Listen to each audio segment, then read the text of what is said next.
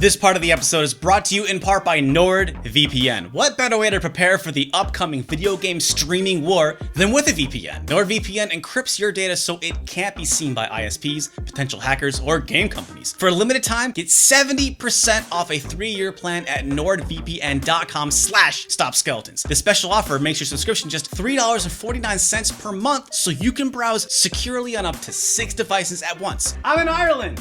Honest. And for a short time, use code STOPSKELETONS at checkout to get an extra month for free. Link in the description below. Try out a 30-day money-back guarantee at nordvpn.com/stopskeletons. And the offer code, STOPSKELETONS. Thanks NordVPN for sponsoring this part of the episode. It is Doom season, folks. It's almost the holidays, and my hype for the big follow-up to Doom's utterly fantastic 2016 reboot, Doom Eternal, is at a peak level. And then when Bethesda surprise-released ports of Ultimate Doom, Doom 2, and Doom 3 on the Switch, PS4, and Xbox One to celebrate the series' 25th anniversary, my little cyber demon heart almost couldn't take it. And then, a few months later, they announced a re-release of Doom 64. It's the best one! It's about time! However, in typical Doom port fashion, these ports to modern consoles still weren't without issues. Yeah, you'd think it'd be impossible to screw up classic Doom in 2019, but Bethesda somehow found a way. Still, all this made me think of a time when the console hardware limitations that kneecapped Doom ports vanished. I've covered many console ports of Doom over the years. I've seen it all. I've seen terrible frame rate, missing campaign levels, awful/amazing music. But for this episode, we move to an era where all of that changed, or where it should have. These ports may not be weird, ambitious, or unnecessary on their own, but what is weird and unnecessary is how some of them still botched it. That perfect PC Doom is still a struggle on consoles. Welcome back to Punching Weight and get ready to rip and tear. This is Doom Ports 3. Oh, and it's not Doom 3 ports. Actually, we're gonna be talking about Doom 3 a lot, but we're not gonna be talking about Doom 3 actually in this video. It'll make sense by the end, I swear. Let's go.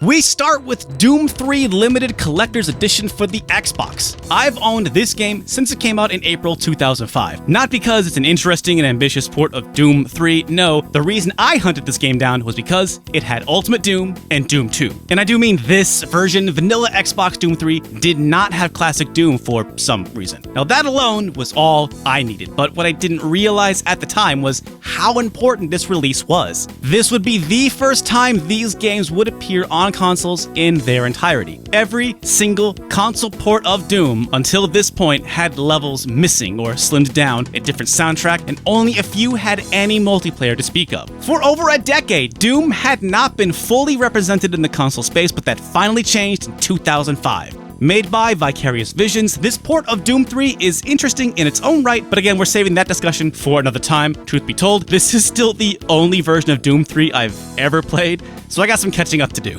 I think what's most impressive is that, well, beyond being the first time all levels from Thy Flesh Consumed and larger Doom 2 levels like the Industrial Zone and the Chasm appeared unbroken on consoles, it also has 2 exclusive new levels, Sewers and Betray, both of which are pretty big and a decent amount to chew on. Sewers, accessed from E1, M1, and Doom 1, in particular is almost too long, but I tend to not enjoy the more sprawling Doom levels. The titular sewer area of this level is quite the maze. Betray, accessed from level 2 on Doom 2, is a puzzle of small rooms linked together with warps. I liked it more than Sewers, plus I had a couple of Wolfenstein guards, which was fun. These levels are a really cool addition, but they're too easy to miss. They're accessed by activating random walls. I didn't even know they were there until researching for this video.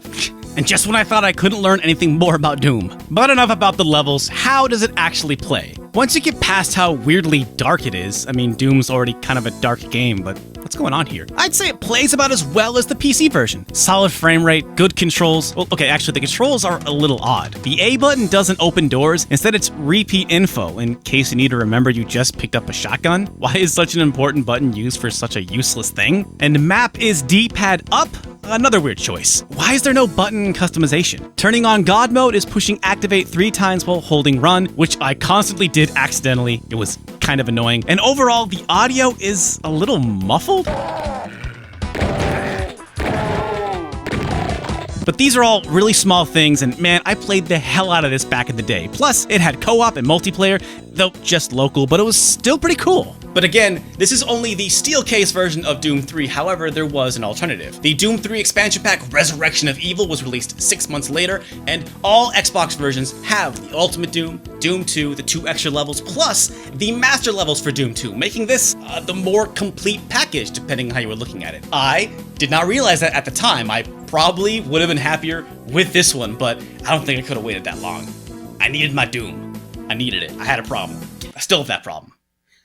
The mastered levels for Doom 2 is an awesome get for this package. They are some hardcore levels, and I'd like to say that this was their first time ever appearing on consoles, but that's actually not true. There's also Final Doom for the PS1, a game built on a house of lies, with about half of it being made up of Doom 2 mastered levels. I mean, how are you gonna call a game Final Doom, but you only got 6 levels from the Plutonia experiment? Come on. Plus, it runs worse than the custom PlayStation edition. Overall, it's kind of a fascinating mess. But anyway, this is at least the first time console players could play Doom 2 mastered levels at a decent frame rate. Doom 3 Resurrection of Evil was developed by Nerve Software, a company founded by former id Software employees, who would handle most Doom console ports from here on out. Everything here runs and controls as well as it did on the limited collector's edition, and more than likely shares a lot of the same code. The 2 bonus levels and the mastered levels are great additions, but future Doom 2 re-releases would instead have a different bonus episode, No Rest for the Living. These maps were designed by Nerve and first appeared on the XBLA version of Doom 2, and then later on the Doom 3 BFG edition, which also features Ultimate Doom for good measure. At this point, we've now moved on to a new console port of Doom. You can think of it as 2 slightly different versions split across 5 games. The XBLA/BFG iteration of classic Doom is basically a slight improvement over the OG Xbox version, with brighter graphics, a smoother look,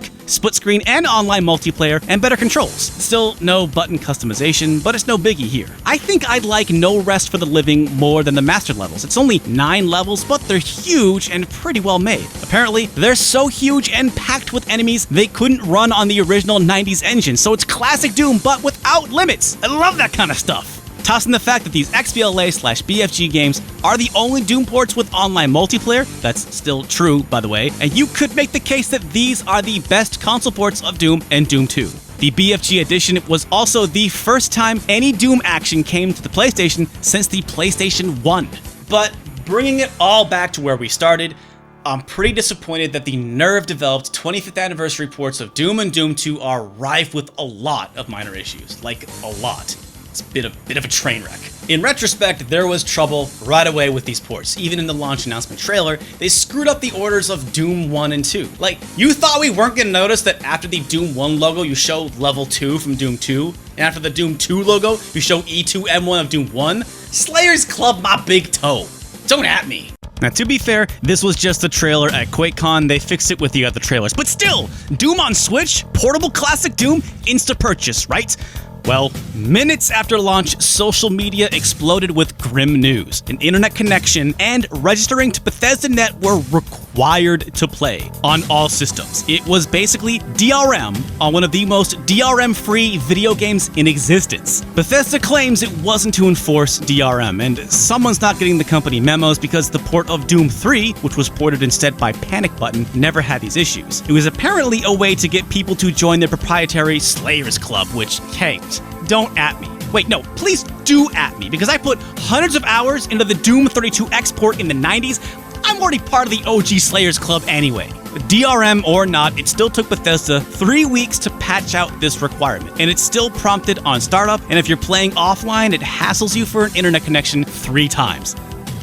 Dude, should I just get my GBA instead? Okay, but what about the actual gameplay itself? Let's talk about the game. I went all in on the Switch port because, you know, I'm all about Doom on the go, so I can't speak for PlayStation or Xbox, but I can say these are some pretty solid ports of Doom. All the levels, all the monsters, it's all here, but still with the few baffling issues. The Switch version apparently has dropped frames when docked, though not enough for me to notice, and I wasn't a huge fan of playing with Joy-Cons. Movement felt better on a Pro controller, which is a bummer because I bought this for portability. And it crashes sometimes when you put it into sleep mode. I mean, come on, guys. We actually got footage of it happening earlier when we were setting it up. Roll it!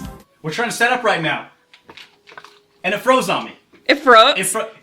We haven't even set up. The mic isn't even on yet. I'm still setting up the set. It's still frozen. It's like, why are you messing up my portable Doom? I just want to play portable Doom. Come on, guys. For some reason, there's a level select for master levels, but not for Doom 1 or Doom 2. This is a small complaint, but I would have really loved the option to just jump right to the Tower Babel and start trading rockets with the Cyber Demon. There's been a lot of hubbub about the music, and it's true. At the time of producing this video, the music in these 25th anniversary ports is a bit slower than the PC original. Now, my favorite version of Doom is the PlayStation 1 port, which doesn't have any of this music, so I didn't even notice at first. But it turns out I should have noticed a long time ago, because this is how the music plays in every port Nerve has ever done. Switch. XBLA. Original Xbox. I compared them all. The music is slower in every single one. What I did notice was the inaccurate lighting. My favorite jump scare in E1M3 is ruined, etc. This strange lighting also appeared in the BFG versions. Now, apparently these two issues are going to be patched out eventually, but seriously, what the cacodemon? Update. On September 26th, 2 months after launch, they did release a patch, but it was a patch for fixes that shouldn't have needed fixes in the first place. These are, again, very small issues, but re-releasing Doom ports should have been a slam dunk. Previously, Doom ports were just extras, bonus content, but these are to celebrate the series' 25th anniversary and to build hype for a new game. This was the time to finally get it right. I don't think they have any plans to fix other issues like the stretched out aspect ratio, but to be honest, that one doesn't bother me. Thick cacodemons are valid too, y'all. Them demons thick. Dummy thick demons. Now we talking. In terms of other content, there's no online multiplayer, just split screen, which is kind of disappointing. These two ports have all episodes of Doom and even the master levels of Doom 2. However, I guess this shouldn't be considered the be-all end-all of Doom. It's missing all the console-exclusive levels, plus there's been nary a whisper about Final Doom. No big surprise there, but what's odd to me is the omission of No Rest for the Living, which was even made by the same people. I feel like I am being extra negative on these ports, but just can't understand how Bethesda is making these kinds of mistakes. And I'll tell you this, it makes me worried for the Doom 64 port. So with no place else left to go, it was time to check out the iPhone ports. Yep, it had to happen. It's time for Punching Weight to go mobile. You thought I was kidding when I said I love portable Doom. I need that ultimate portable experience. And actually, Doom on iOS is not a new thing. Originally, it came out in 2009, ported by John Carmack himself. Coincidentally, right before its software was purchased by Bethesda. I slept on that version though, and then 2017's iOS 11 update made it unplayable. Same for Doom RPG 1 and 2. Sleeping on mobile ports. Gotta fix that. But before you get too depressed about that, Doom is back, baby! Released alongside all these new console ports, plus this is the first time Doom 2 came to iOS. And of course, because this is iOS, we have to contend with touch controls. Now, touch controls are why I avoid most mobile ports. It just never works. But the touch controls in the 25th anniversary Doom and Doom 2 on iOS are borderline unplayable. Strafing is mapped to the left screen, while turning and firing is mapped to the right. It tries to emulate a controller setup. Movement is hard enough thanks to a bit of a delay, but mapping your look and shoot to the same side was a huge mistake, making precise aiming an incredible struggle. Double tapping is supposed to auto-fire so you can shoot while turning, but I had a hell of a time getting it to work. And of course, there's no controller customization. It's worth noting that these controls are different from Carmack's original version, which also had multiplayer network via Wi-Fi and Bluetooth. Where the heck did that go? To be fair, the problem of how to translate a game like Doom to touch controls is fascinating, but Bethesda changing up the controls is basically a tacit admission that they still hadn't nailed it. According to Reddit, both iOS Dooms have support for mobile controllers like Nimbus, so there's that. All I know is playing with touchscreen is a nightmare. Oh, and at startup, you're still asked to join BethesdaNet. Thanks, I hate it. So yep, another horribly compromised port of Doom. The circle of life continues. Is this about as good as it could get on a smartphone? I guess I'm not the best person to ask, but how about this? I have played the Saturn and 3DO ports for multiple hours. I've played a lot of bad Doom, but I've never rage quit Doom before iOS. Is that its own recommendation? I don't know.